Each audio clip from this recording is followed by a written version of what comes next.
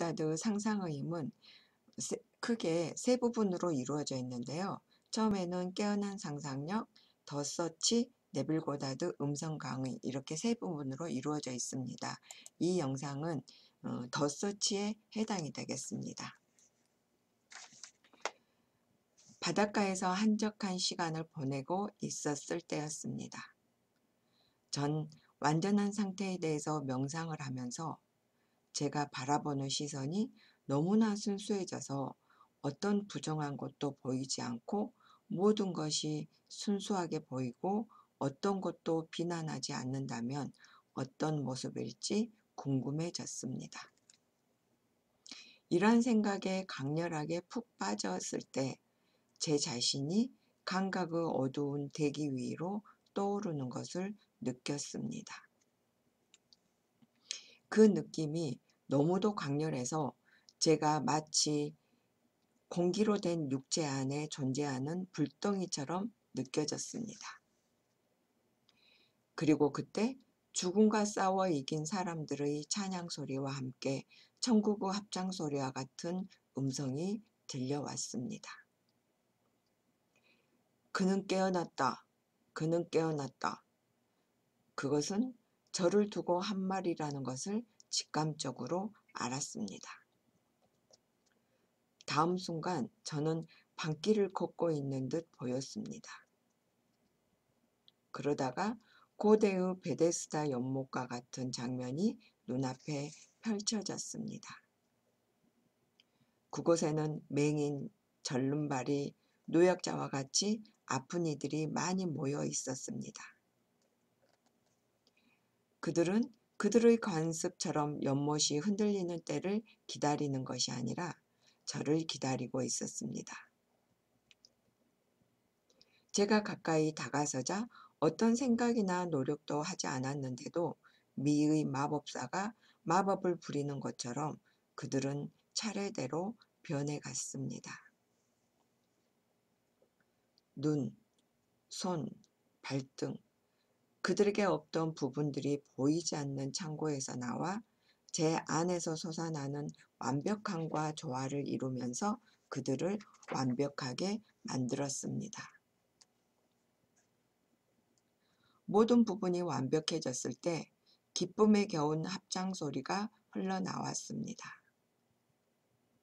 끝났도다. 그 순간 장면이 사라지고 저는 깨어났습니다.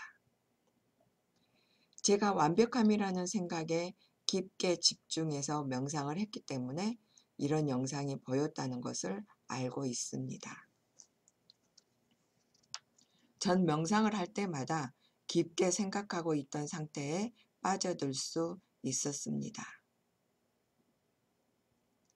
그 생각에 완전히 빠져든 나머지 잠시 동안 마음속으로 집중한 것과 하나가 되었고 그 순간 저와 하나가 된 고귀한 목적은 그와 비슷한 부류인 고귀한 대상들을 끌어당겨서 제 내면의 본성과 조화를 이루는 영상을 만들어냈습니다. 우리와 결합된 이상은 생각의 연상작용으로 수천 가지의 기분을 일깨우고 중심 생각과 일치하는 드라마를 만들어냅니다. 저는 저의 기분과 제가 보는 비전이 밀접한 관계에 있다는 사실을 7살 때쯤 처음 알았습니다. 폭풍이 몰아치는 무시무시한 바다에서 제 안에서 요동치는 불가사의한 생명에 대해 알게 되었습니다. 그리고 제가 언젠가는 이 숨겨진 정체와 하나가 될 것이라는 것을 항상 알고 있었습니다. 왜냐하면 저의 모든 감각은 이들이 방문하는 밤을 기다리고 있었고 아침이 되기 전 광활함 속에 저만 홀로 다시 남겨질 것임을 분명히 알았기 때문입니다. 이들의 방문이 너무도 무서웠기에 완전히 녹초가 되어 눈이 감길 때까지 깨어있는 상태로 누워 있었습니다. 마침내 잠이 들면서 눈이 감겼을 때 저는 더 이상 혼자가 아니었고 다른 존재 속으로 흠뻑 빠져들었습니다. 그리고 그 존재가 바로 제 자신임을 깨달았습니다. 그 존재는 살아있는 무엇보다도 더 오래되어 보였고 그 시절의 저보다도 더 저처럼 느껴졌습니다. 그 당시 밤마다 제가 깨달은 점을 말하려는 이유는 제 생각을 다른 사람에게 강요하려는 것이 아니라 인생의 법칙을 알고자 하는 사람들에게 희망을 주기 위해서입니다. 그 존재를 기대하고 기다리는 기분을 느꼈을 땐 저와 더 위대한 내가 자석처럼 결합했지만 반대로 두려움을 느꼈을 땐 그 존재가 폭풍이 몰아치는 바다처럼 보였습니다. 어린 저는 이러한 신비스러운 자아를 강력한 힘으로 생각했고 그 존재와 결합될 때 그것의 엄청난 위력을 느꼈습니다. 마치 폭풍이 치는 바다가 잔잔한 파도를 덮치듯 저를 이리저리 굴리고 던졌습니다. 제가 나이가 들어 어른이 되었을 때 저는 그 존재를 사랑으로 제 자신을 그것의 아들로 여기게 되었습니다. 지금은 그 존재와 결합될 때면 사랑이 저를 감싸 안는 느낌을 받습니다. 그것은 모든 것을 반영하는 거울입니다. 그것을 어떤 존재로 볼지는 우리에게 달려 있습니다. 저는 그것을 세상의 모든 가닥을 끌어당기는 중심이라고 믿고 있습니다. 그래서 저는 지금 존재하는 모든 것의 유일한 원인의 바탕을 두고 조화를 이룰 수 있도록 제 가치관과 생각을 바꿨습니다. 우리 자신에 대한 관념과 조화를 이루는 환경을 만들어가는 것이 바로 이 변함없는 실체입니다. 이 신비스러운 경험을 통해 우리 자신을 변화시키기 전까지는 외적인 완벽함을 불러낼 수 없다는 사실을 확신하게 되었습니다. 우리 자신을 변화시키자마자 세상은 마법처럼 우리 눈앞에서 녹아버리고 우리의 변화된 모습이 긍정하는 것과 조화를 이루면서 다시 형태를 만들어냅니다. 내게 다음의 두 가지 다른 비전을 말해드리고자 합니다. 이 비전은 우리가 얼마만큼 사랑하고 증오하는지에 따라 우리가 그 모습이 된다는 메시지를 담고 있습니다. 한 번은 눈을 감고 나는 누구인가 라는 영원한 진리의 질문에 대해 생각하면서 명상을 했습니다. 그러자 감겨진 눈에서는 환한 빛이 흘러나왔고 제 자신은 점차 흔들리는 빛으로 채워진 무한한 바다로 빠져들면서 저의 상상력은 죽음에 대한 모든 두려움을 초월하고 있었습니다. 이 상태에서 제 자신 외에 아무것도 존재하지 않았습니다. 저는 액체로 된 빛이 흘러넘치는 광활한 바다였습니다. 이때보다 제 자신의 존재가 더 가깝게 느껴진 적은 없었습니다. 얼마나 오랫동안 이 경험이 지속되었는지는 모르겠으나 제가 다시 현실로 돌아왔을 때는 사람의 형태로 다시 결정화되는 느낌이었습니다. 또 한 번은 침대에 누워 잠을 자듯이 눈을 감고서 붓다의 신비에 대해 생각했습니다. 잠시 후 어두운 동굴 같은 제 머릿속이 환해졌습니다. 마치 제가 제 머리 위에서 고동치는 황금색 고리에서 나온 빛나는 구름에 둘러싸여 있는 듯 보였습니다. 잠시 동안 이 빛나는 고리 외에는 아무것도 눈에 들어오지 않았습니다. 그때 마침 바로 눈앞에 수정돌이 보였습니다. 가만히 응시하자 수정돌은 산산조각이 났고 보이지 않는 손이 조각들을 재빨리 살아있는 붓다로 만들었습니다. 명상을 하고 있는 붓다의 형상을 보자 그것이 곧 제 자신임을 알 수 있었습니다. 제가 명상하던 붓다가 바로 저였습니다. 제 자신을 살아있는 형상에서 불빛은 태양처럼 강렬한 빛을 내더니 마침내 폭발하고 말았습니다. 잠시 후 불빛은 점차 희미해졌고 또 다시 저는 어두운 방에 홀로 남겨졌습니다.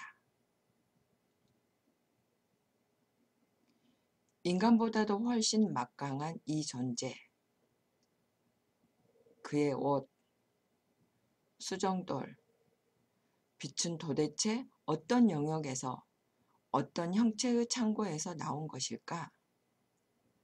제가 방길을 걷고 있다고 생각했을 때에 그리고 시각장애인, 절름발이 장애인들이 제 내면의 본성과 조화를 이루어 변화되었을 때에 제가 실제의 존재들이 존재하는 어떤 세상에서 보고 듣고 움직인 것이라면 제게는 물리적인 육체보다 좀 더 섬세한 육체가 있다고, 즉 물리적 육체를 초월하여 다른 영역에서 사용할 수 있는 육체가 있다고 주장해도 무방할 것입니다. 왜냐하면 보고 듣고 움직이는 것은 그것이 에텔체라고 말할 수 있는지는 몰라도 어쨌든 기관의 작용이기 때문입니다. 저의 초자연적인 경험이 그저 제가 만들어낸 환상이라는 말에 제가 수긍을 한다 하더라도 어쨌든 제가 완전히 깨어 있을 때 경험하는 것처럼 사실 같은 드라마를 제 마음속에서 떠오르게 하는 이 위대한 존재에 놀라지 않을 수 없습니다. 저는 이러한 불꽃같이 강렬한 명상의 경험 속으로 반복해서 들어갔고 두 가지 영상 모두 진실이라는 점을 확신하게 되었습니다. 빛의 세상에 조율된 몸은 지구의 형체 안에 자리하고 있지만 제가 강렬한 명상을 하게 되면 전 마치 자석처럼 이 육신의 어두운 집의 두개골을 통해 그것을 고양시켰습니다.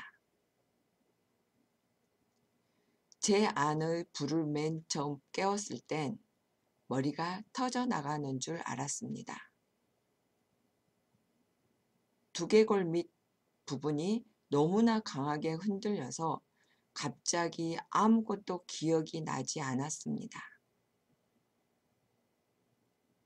다음 순간 저는 빛이 감도는 옷을 입었고 저와 침대 위에서 자고 있던 몸은 은빛 고무줄에 연결되어 있었습니다.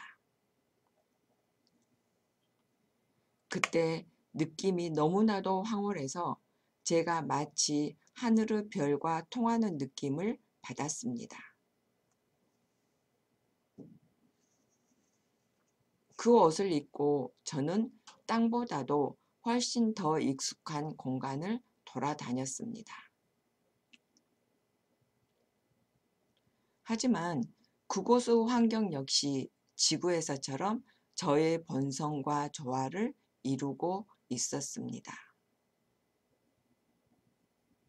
여러분이 이것을 제가 만들어낸 환상이라고, 그저 이 세상에 존재하는 대상을 떠올린 것에 지나지 않는다고 말할 수도 있습니다. 저는 제 자신을 인간으로 여기는 불멸의 존재이며 나 자신에 대한 관념에 따라 혹은 그와 비슷한 모습으로 세상을 만들고 있습니다. 우리는 상상하는 대로 됩니다. 상상력을 통해 우리는 삶이라는 꿈을 창조했고 상상력을 통해 우리가 세상을 상상하기 전의 존재가 되면서 영원한 빛의 세계로 다시 들어가게 될 것입니다. 신의 질서 안에서는 아무것도 잃는 것이 없습니다. 오직 사물이 그 본연의 생명을 가지고 있는 영역에서 우리가 내려오는 것 외에는 그 어떤 것도 잃지 않습니다. 죽음에는 뭔가를 변화시키는 힘이 없습니다. 우리가 여기에 있든 죽음 이후의 세상에 있든 우리는 얼마만큼 상상하고 느끼는가에 따라 주변 세상을 만들어냅니다. 그리고 자신을 어떤 식으로 인식하는지에 따라 우리 삶은 환해지기도 어두워지기도 합니다. 자신에 대한 관념보다 우리에게 중요한 것은 없습니다. 특히 우리 안에 깊숙이 숨어있는 존재를 어떻게 보고 있는가가 중요합니다. 우리를 돕거나 방해하는 사람들은 본인들이 아는지 모르는지 간에 우리의 내면에 따라 외부 환경을 만드는 법칙에 종속된 하인들입니다. 그들이 우리를 자유롭게 하거나 제약하는 것이 아니라 오직 우리가 지닌 우리 자신에 대한 관념이 결정을 합니다. 우리 주변에 나타나는 사람과 환경은 그 목적을 달성하기 위해 쓰이는 매개체일 뿐입니다. 삶은 우리의 마음속 상태를 비춰주기 위해서 외부 세상을 만들기 때문에 우리 자신을 바꾸지 않고서는 우리가 추구하는 외부적인 완벽함을 불러낼 수 없습니다. 외부에서는 도움을 받을 수 없습니다. 눈을 들어 바라볼 수 있는 언덕도 우리의 마음속에 위치한 공간입니다. 유일한 현실에 관해 우리가 눈을 돌려야 하는 곳은 오직 우리의 의식뿐입니다. 그곳이 모든 현상의 근원을 설명해 줄 수 있는 유일한 기반입니다. 우리의 본성에 부합되는 것만 스스로에게 주기 위해서는 누구에게도 예외 없이 적용되는 이 법칙을 따라야 합니다. 자신에 대한 관념을 바꾸기 전에 세상을 바꾸려고 하는 것은 자연의 섭리와 어긋난 투쟁입니다. 내면의 변화 없이는 외부의 변화도 있을 수 없습니다. 내부에서와 같이 외부에서도 자신이 소망하는 변화를 불러오기 위해서는 물질적인 방법과 물질적인 이론을 따르는 대신 위대한 정신적인 영역에 살면서 우리가 원하는 바가 이미 이루어졌다고 상상해야 한다고 말하는 것이 도피적 자세를 의미하는 것은 결코 아닙니다. 의식의 변화가 동반되지 않은 채 하는 일들은 모두 그저 겉모양만 바꾸는 무의미한 행동입니다. 애를 쓰든 투쟁을 하든 우리는 잠재의식이 긍정한 것만 받을 수 있습니다. 우리에게 일어나는 일에 대해 불만을 품는다는 것은 법칙과 운명의 자기 지배권을 부정하는 태도입니다. 삶의 환경은 우리가 우리 자신을 어떻게 보는가와 밀접한 관련이 있습니다. 우리의 영혼은 마법의 창고 같은 우리 존재 속에 살고 있으면서 그것에 따라 그 모든 걸 만들어냅니다. 우리가 지금의 환경 속에서 고통을 느끼고 있다면 그 이유를 우리 안에서 찾아야 합니다. 왜냐하면 우리는 우리 자신에 대한 관념에 맞춰 이리저리 움직이고 살도록 만들어졌기 때문입니다. 강렬한 명상은 우리가 대상으로 삼은 것과 우리를 하나로 만들 수 있습니다. 그러면 그 순간 우리는 그 의식의 변화에 맞춰진 영상을 보고 경험하고 행동합니다. 이것은 의식이 변하면 주변 환경과 우리의 행동이 변한다는 사실을 보여줍니다.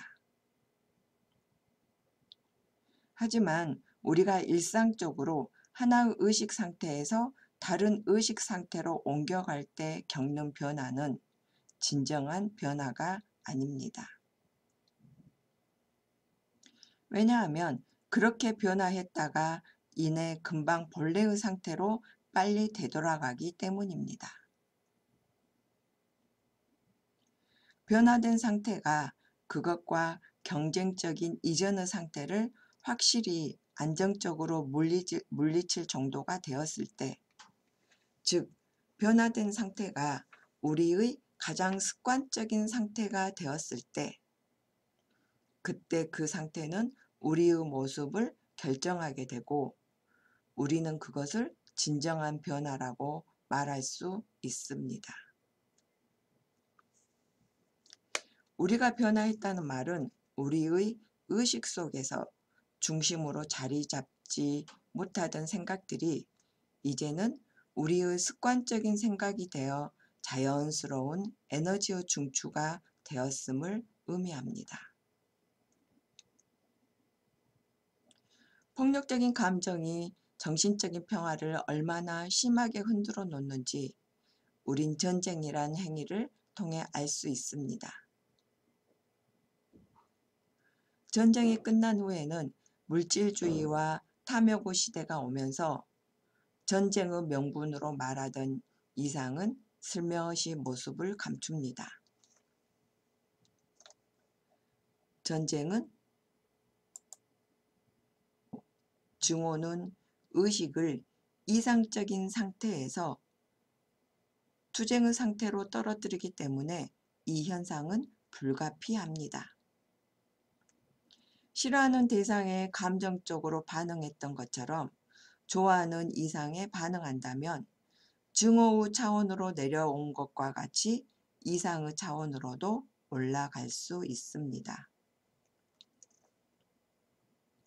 사랑과 증오는 뭔가를 변화시키는 마법과 같은 힘을 가지고 있습니다. 그래서 우리는 이러한 감정을 잘 조율하여 우리가 생각하는 것과 비슷한 모습으로 변화될 수 있습니다. 증오 감정이 클수록 적이 가진 특성을 우리 안에 만들어냅니다. 우리가 주의를 기울이지 않을 때에야 그런 특성들은 사라집니다. 따라서 바람직하지 않는 상태들은 제 대신 화관을, 애도 대신 기쁨을 상상함으로써 없애버릴 수 있습니다. 우리가 빠져나오고 싶은 상태를 직접적으로 공격하기보다는 그렇게 원하는 것에 집중하는 편이 훨씬 효과적입니다. 우리는 우리의 마음이 받아들인 대상이 되기 때문에 무엇이든 훌륭하고 긍정적인 대상에 집중을 해야 합니다. 오직 우리 자신에 대한 인식을 바꾸어야 합니다. 우리들 각자는 다른 얼굴과 다른 모습을 하였지만 단일한 하나의 존재입니다. 우리가 잠에 들어 꿈을 꿀 때면 여러 가지 존재들이 나타나서 마치 분리된 존재가 있다는 느낌을 받는 것처럼 외견상의 분리만 존재할 뿐입니다. 꿈에서 보는 영상과 환경은 우리의 상상력이 만들어낸 존재이고 우리 안에서만 존재합니다. 우리가 이 꿈과 같은 삶에서 보는 그림과 환경도 마찬가지입니다. 그것들은 우리가 우리 자신을 어떻게 보는지에 따라 나타납니다. 자아를 바꾸는 순간 우리의 세상은 녹아서 사라지고 변화된 자아가 받아들인 것에 맞춰 다시 재형성됩니다. 이 우주는 꿈입니다. 우리가 관심을 갖고 연구하는 이 우주는 바로 꿈입니다. 우리는 그 꿈을 꾸는 자, 정확히 말해 잠깐의 꿈을 꿈꾸는 영원한 자입니다. 언젠가 네부카드네자르처럼 우리도 꿈에서 깨어날 것입니다. 악마와 싸웠던 바로 그 악몽에서 깨어날 것입니다. 그리고 꿈속이 아니고서는 우리의 영원한 집에서 떠난 적도 태어난 적도 죽은 적도 없다는 사실을 알게 될 것입니다.